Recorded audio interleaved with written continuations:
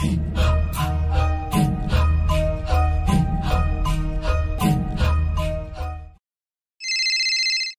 Indrajit sir, मला आपल्याला एक प्रश्न विचारायचा आहे.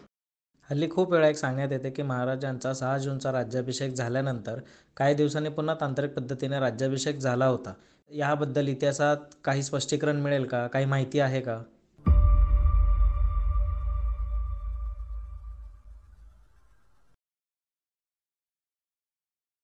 दुसरा राज्याभिषेक साल तर आठवत नाही, पण राजगडावर शाक्त पद्धतीने झाला होता तो. जो आपला 6 जूनचा राज्याभिषेक झाल्यानंतर त्यानंतरच्या पुढच्या एक 3 ते 6 महिन्यामध्ये तो राज्याभिषेक घेण्यात आला. त्याची डेट एक्झॅक्ट माहिती नाही, पण तो राज्याभिषेक त्यानंतर झालेला. मला नाही माहिती. ऍक्च्युअली त्याचं एक पूर्ण नॉलेज नाही आहे, पण तो दुसऱ्या पद्धतीने झालाय आणि तो वैदिक आय थिंक तो वैदिक पद्धती. नाही, मला फक्त पहिला राज्याभिषेक माहिती आहे, दुसरा नाही माहिती, सॉरी. महाराजांनी 6 जून 1674 रोजी स्वतःला वैदिक पद्धतीनं एक राज्याभिषेक करून घेतला आणि त्याच वेळेला शिवाजी महाराज हे क्षत्रिय कुलावतंस झाले, छत्रपती झाले. त्यांनी ही 2 बिरुद स्वतःला लावून घेतली. आणि त्यानंतर निश्चलपुरी गोसावी नावाचा एक विद्वान महाराजांच्या राज्यात होता. तो एतदेशीय होता, म्हणजे इथला होता. आणि वैदिक राज्याभिषेकाचं जे प्रमुख पद आहे किंवा वैदिक राज्याभिषेक जो केला तो गागाभटानं केला. खरं तर गागाभटाचं मूळसुद्धा महाराष्ट्रातलं, कोल्हापूरचा आणि त्याचं सुद्धा रिलेशन असं आहे की कोल्हापूरची जी अंबाबाई आहे ती गागाभटाच्या कुळाची कुलदेवता आहे. आणि त्याच्या एका पुरुषानं अंबाबाईचं ज्या वेळेला तो इथं आला, इथं राहिला, त्यानं आराधनासुद्धा केली, असे सुद्धा उल्लेख आहेत गागाभटांच्या याचे. त्यानंतर ते पैठणला गेलं कुळ आणि पैठणवरून मग परत ते काशीला गेलं. आणि मग हा विश्वेश्वर भट, ज्याचं नाव गागा त्याला म्हणायचे तर त्याचे पिताजी, आणि तो गागा भट्ट म्हणून प्रसिद्ध झाला. राज्याभिषेकाच्या अगोदरसुद्धा ज्या वेळेला सेनवी जाती विचाराचं एक ग्रामण्य आपल्या इथे झालं, शेनवी जी जात आहे त्यांच्याविषयीचं ग्रामण्य झालं, त्यावेळेला सुद्धा गागा भट्ट इथं आलेला होता. परमानंद होता, गागा भट्ट होता. ते सेनवी जाती विचारमध्ये आलेला आहे. ही साधारण 1666ची घटना आहे. आणि अशा या गागा भट्टानं की इथल्या जे काही स्थानिक ब्रह्मवृंद होते किंवा स्थानिक जी मंडळी होती, जी सगळ्या ह्या विषयातली जाणकार होती, यांना डावलून शिवाजी महाराजांनी गागा भटासारख्या बाहेरून आलेल्या एका तथाकथित व्यक्तींकडून राज्याभिषेक करून घेतला. आणि तो वैदिक राज्याभिषेक करताना त्या राज्याभिषेकामध्ये काही त्रुटी राहिल्या आणि त्या त्रुटी राहिल्यामुळं आणि तो कुमुहूर्तावर केला. आता ही माहिती आपल्याला कशातून कळते? शिवाजी महाराजांच्या दुसऱ्या राज्याभिषेकाची माहिती आपल्याला एक शिवापूरकर जी काय शकावली आहे ती एक आहे शकावली, आणि दुसरी जी आहे ती शिवराज्याभिषेक कल्पतरू नावाचा एक ग्रंथ आहे की या शिवराज्याभिषेक कल्पतरू नावाच्या ग्रंथातून आपल्याला ती माहिती मिळते. हा ग्रंथ म्हणजे गोविंद बर्वे आणि निश्चलपुरी गोसावी या दोघांचं जे कम्युनिकेशन झालं, दोघांचा जो संवाद झाला, तो संवाद या शिवराज्याभिषेक कल्पतरू ग्रंथामध्ये दिला. हा ग्रंथ कधी लिहिला, काय लिहिला, ह्याच्यावर जदुनाथ सरकार असतील, मेहेंदळे असतील किंवा डॉक्टर आह साळुंके असतील यांनी विस्तृत विवेचन केलं. त्यांचं म्हणणं आहे की राजाराम महाराजांच्या काळात हा ग्रंथ लिहिला असावा. काही लोकांचं म्हणणं आहे की शिवाजी महाराजांच्या काळातच ग्रंथ हा लिहिलेला आहे, नंतर त्याच्यात थोडी थोडी भर पडत गेले. तर या शिवराज्याभिषेक कल्पतरू ग्रंथांमधून आपल्याला ही सगळी माहिती मिळते. आता जी विघ्न आलीत आपण म्हटलं, तर विघ्न आलीत म्हणजे काय झालं, तर त्या ग्रंथामध्ये लिहिलं आहे की राज्याभिषेक ज्या वेळेला सुरू होता त्यावेळेला ह्याचा जो फूल होतं, कमळाचं फूल होतं लाकडाचं, ते नाकावर पडलं पुरोहिताच्या. त्यानंतर शिवाजी महाराज ज्यावेळेला धनुष्यबाणाची प्रत्यंच्या ताणायला गेले त्यावेळेला त्यांची अंगठी ती पडली, पण ती नंतर मिळाली. रथात बसायला ज्यावेळेला शिवाजी महाराज गेले त्यावेळेला रथाचा आस मोडला. त्याच्यानंतर शिवाजी महाराज सिंहासनारोहण ज्यावेळेला केलं त्यावेळेला ज्ञानविरहित कट्यार त्यांना दिली गेली आणि तो मोठा अपघात होऊ शकत होता, महाराजांच्या जीवाला अपाय. अशा काही गोष्टी राज्याभिषेकाच्या विधीमध्ये कुमुहूर्त निवडल्यामुळं आणि व्यवस्थित तो विधी केला गेला नसल्यामुळं गागा भटाकडून त्या झाल्या असं निश्चलपुरीचं म्हणणं होतं. आणि हे सगळं झाल्यानंतर मग निश्चलपुरी शिवाजी महाराजांना भेटला आणि महाराजांना त्यानं सांगितलं की राज्याभिषेकाच्या नंतर 13व्या दिवशी आणि त्याच्यानंतर 55व्या दिवशी 65व्या दिवशी उत्पात घडतील आणि 13व्या 12व्या अशा काही दिवस त्यांनी सांगितले. त्या दिवशी मी जे काय म्हणतोय त्याचा तुम्हाला प्रत्यय येईल असं सांगितलं. आणि इतिहासामध्ये मग नंतर ते जोडलं गेलं की जिजामातांचं निधन आपल्याला माहिती आहे राज्याभिषेक झाल्यानंतर झालेलं आहे. त्यानंतर त्यानं सांगितल्यानुसार प्रतापगडची जी काय पागा होती घोड्याची त्याच्यावर वीज पडली, ती अगोदरच पडलेली होती, पण ते सांगितलं. आणि 55 आणि 65व्या दिवशी काहीतरी उत्पात घडतील असं म्हटलं. ते काय घडले त्याची नोंद नाही, पण ते झाले असं त्या निश्चलपुरीच्या ग्रंथामध्ये येत आहे. आणि मग महाराजांनी स्वतः त्याला सांगितलं म्हणे, म्हणजे या ग्रंथातला जर आपण आधार मानायचं ठरवलं तर की मी आता वैदिक पद्धतीनं कर्म केलंय, आता मला तांत्रिक कर्म करायचं आहे असं महाराज निश्चलपुरीला म्हटले. आणि मग निश्चलपुरीनं ह्या तांत्रिक राज्याभिषेकाची तयारी सुरू केली आणि तो तांत्रिक विधी घडवला. जो विधी झाला तो ललित पंचमीच्या दिवशी त्यानं तो मुहूर्त काढलेला होता आणि ललित पंचमीच्या दिवशी त्यानं तो स्वतःला राज्याभिषेक शिवाजी महाराजांना त्यानं राज्याभिषेक तांत्रिक पद्धतीनं केला असं म्हटलंय. आता ती पोथीमध्ये काय आहे की त्यानं तो जो विधी सुरुवात केली तर ते नवसिंहासन मांडलं असं म्हटलं. त्याच्यामध्ये शिवाजी महाराजांनी हातात स्वतः खडक घेऊन दरवाजाच्या जवळचे जे काय हे आहेत द्वारपाल आहेत त्यांना बळी दिले. त्याच्यानंतर जे सिंहासनाला 8ही दिशाला 8 सिंह त्यांनी नावं दिली आहेत. त्याच्यामध्ये हरी आहे, हयग्रीव आहे, नरेंद्र आहे, गजेंद्र आहे, मृगेंद्र आहे अशी सिंहांची नावं दिलेत. आणि या 8ही सिंहांना शिवाजी महाराजांनी परत बळी दिले. असं बळी देऊन त्यांना संतुष्ट केलं आणि मग त्यांच्यात प्राण फुंकून निश्चलपुरीने त्यांना एक प्रकारे जिवंतच केलं असं त्याच्यात म्हटलं. आणि मग लाल आसनावर लाल वस्त्र घालून ब्राह्मण बसवले आणि तो तांत्रिक विधी त्यांनी तो घडवून आणला अशी ती कथा आहे. आणि ही गोष्ट घडली का इतिहासात तर 100% घडलेली आहे. तांत्रिक पद्धतीनं महाराजांनी आपला 6 जूनचा राज्याभिषेक झाल्यानंतर तो जूनमध्ये झाला आणि ह्या सप्टेंबरमध्ये हा तांत्रिक विधी महाराजांनी करून घेतला. याचे इतिहासामध्ये पुरावे आहेत. शिवापूरकर शकावलीमध्ये सुद्धा आहे, जेदेकरण्यामध्ये आहेत आणि 2-3 कागदपत्रांमध्ये त्याचे उल्लेख मिळतात की असा राज्याभिषेक महाराजांनी करून घेतलेला होता आणि तो निश्चलपुरी गोसावीनं केला. त्याची माहिती आपल्याला शिवराज्याभिषेक कल्पतरू नावाचा जो ग्रंथ आहे तो समकालीन ग्रंथ आहे त्याच्यामधून मिळते. पण त्या ग्रंथामधली माहितीसुद्धा आपल्याला निरशी न्यायानं आपल्याला थोडीशी चाळून घ्यावी लागते, कारण ग्रंथ लिहिताना हायपर त्याचं हे केलेलं असतं, स्वतःचं महत्त्व वाढवायचं या दृष्टीनं निश्चलपुरी किंवा तो ग्रंथकर्ता जो आहे त्यानं खूप हायपररित्या त्याच्यामध्ये काही गोष्टी नोंद केलेल्या आहेत.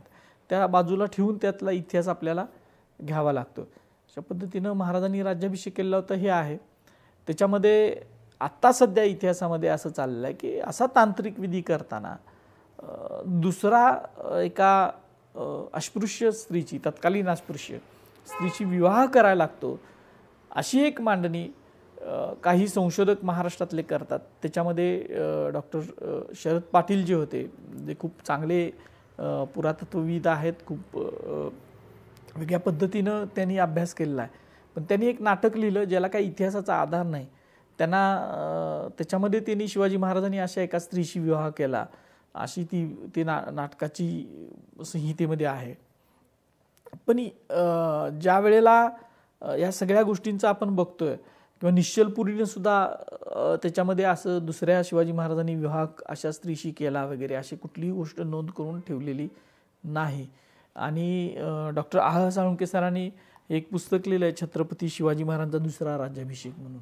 या पुस्तकामध्ये त्यांनी खूप चांगलं सुंदर विवेचन या सगळ्या गोष्टींचं केलं आहे. फक्त या दुसऱ्या राज्याभिषेकाचंच नाही, या पोथीचंच त्यांनी विश्लेषण केलेलं नाही आहे. तर त्याच्यामध्ये हे जे काही तांत्रिक विधी असतात सगळे, त्या तांत्रिक विधीमध्ये असा विवाह करावा लागतो का, म्हणजे शैव राज्याभिषेक शाक्त राज्याभिषेक जर केला तर त्याच्यात असं विवाह करावा लागतो का, त्याचे काय कुठल्या कुठल्या त्या तांत्रिक विधींच्या पोथ्या आहेत आणि त्या सगळ्या मिळवून त्याच्यावर खूप चांगल्या पद्धतीने विश्लेषण करून त्यांनी सुद्धा हे सिद्ध केले की असे तांत्रिक विधी करत असताना असं कुठलंही कंपल्शन नाही आहे की ज्या कंपल्शनमुळं किंवा जी सक्ती आहे की या विधीमध्ये हे करावंच लागतं की तो लग्न करावं लागतं, अशी कुठलंही कंपल्शन नाही आहे. फक्त महाराजांनी दुसरा तांत्रिक विधी करून घेतला होता हे सुद्धा वास्तव आहे. आणि तो करून घेण्यासाठी मला असं वाटतं एक अभ्यासक म्हणून की महाराजांनी पहिला राज्याभिषेक करून घेतला तो वासिबेंद्रेंनी सुद्धा मांडलं आहे, अनेक संशोधक मांडतात की धार्मिक गोष्टीतले अधिकार सुद्धा आले पाहिजेत. आणि त्यावेळेला हा जो काय विधी होता, राज्याभिषेकाचा विधी होता, हा भारतातून फक्त राजपूत राज्य करायचे किंवा राज्याभिषेक करायचे, पण सार्वभौमत्व ज्याच्याकडे आहे अशा व्यक्तीनं हा विधी करून घेतला गेला पाहिजे होता. आणि त्याच्यामुळं महाराजांच्याकडे काही विशिष्ट अधिकार आले आणि स्वराज्याला सार्वभौमत्व मिळालं. स्वराज्याचं सिंहासन तख्त जे आहे ते चिरंतन झालं आणि त्याच्यामुळं महाराजांना धार्मिक बाबतीत सुद्धा अधिकार प्राप्त झाले. आणि त्यासाठी महाराजांनी पहिला विधी करून घेतला होता हा राज्याभिषेकाचा.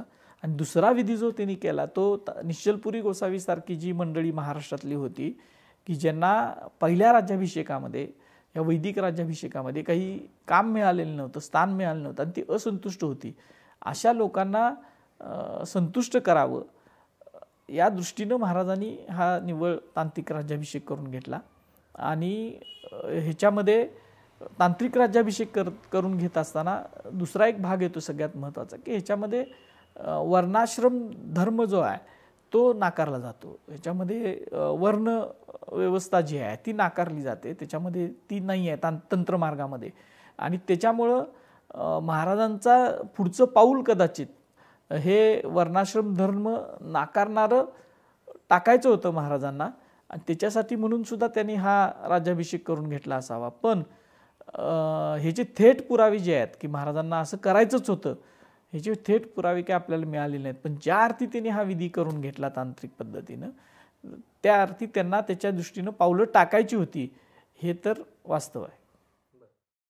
आपल्या आता तथाकथित म्हणतो मी जो वैदिक धर्म आहे तो त्याची निर्मिती, त्याच्या जे सगळे जे काही पुराणं असतील, त्याचे जे काही विधी असतील, हे सगळे लिहिणारी मंडळी जी होती ती ब्राह्मण समाजातली सगळी असल्यामुळं त्यांनी त्याच्यामध्ये असं करून ठेवलेलं आहे, या सगळ्या स्मृती ज्या आहेत, मनुस्मृती असेल किंवा अनेक स्मृती आहेत की ब्राह्मण जो आहे, ब्राह्मण हा सर्वश्रेष्ठ आहे, ब्राह्मण हा वध त्याचा करू शकत नाही अशा पद्धतीने. आणि ब्राह्मणाला मारल्यानंतर त्याच्यातून पातक आहे, ते खूप मोठं पातक कुठलं आहे, गोहत्येचं पातक आहे.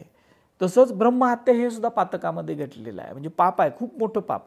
आणि ते एक वेळेस गोहत्या झाली तर तुम्हाला एक्सक्यूज आहे, तुम्हाला काही विधी केल्यानंतर तुम्ही त्याच्यातनं सुटू शकता किंवा समुद्र उल्लंघन केलं तर तुम्ही त्याच्यातून सुटू शकता.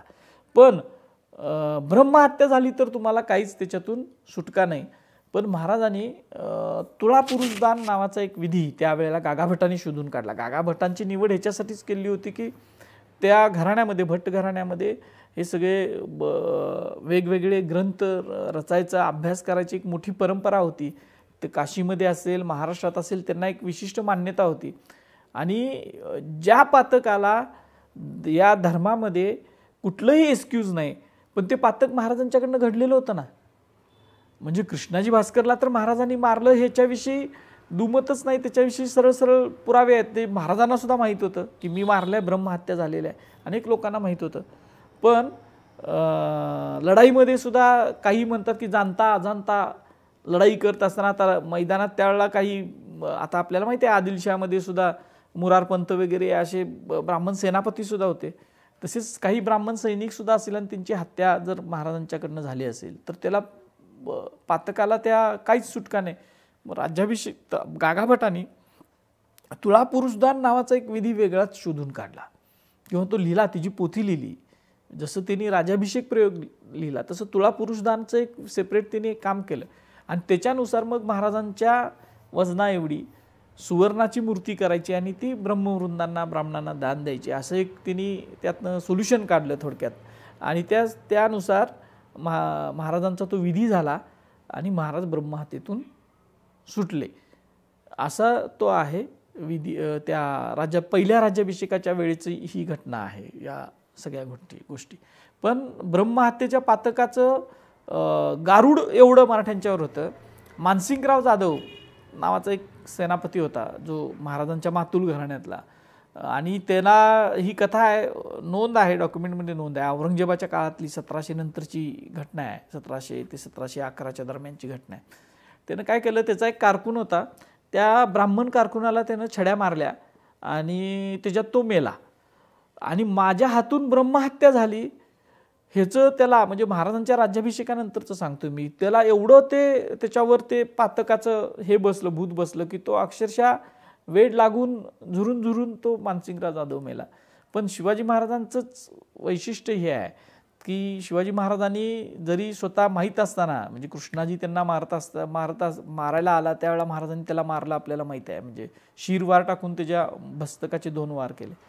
आणि असं असताना त्यांनी तांत्रिकदृष्ट्या धार्मिकदृष्ट्या सुटका करून घेतलीच, पण ज्या वेळेला राज्याभिषेक करून घेतला त्यावेळेला ब्राह्मणांना सुद्धा शिक्षा द्यायचे अधिकार शिवाजी महाराजांना आले.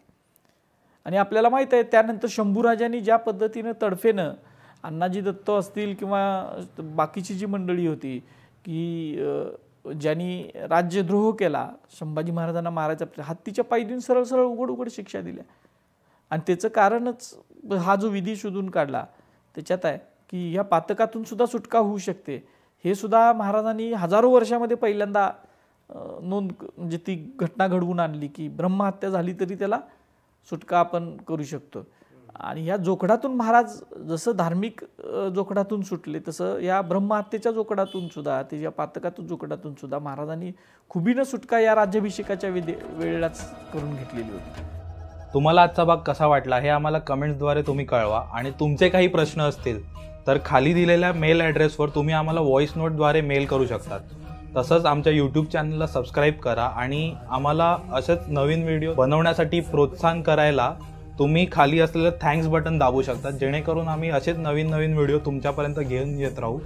आणि असाच इतिहासाचा अभ्यास जर तुम्हाला करायचा आहे तर आमच्या चॅनलवरचे इतरही व्हिडिओज आहेत, जसे की रात्रीच्या खलबत ही सिरीज आहेत, मला समजलेले शिवराय ही सिरीज आहेत, आणि प्रश्न तुमचे, असे अजून खूप साऱ्या सिरीज आहेत. तर तुम्ही ते पहा, नक्की तुम्हाला आवडेल आणि नक्कीच तुम्हाला त्यातून काही ना काही शिकायला मिळेल. जय शिवराय.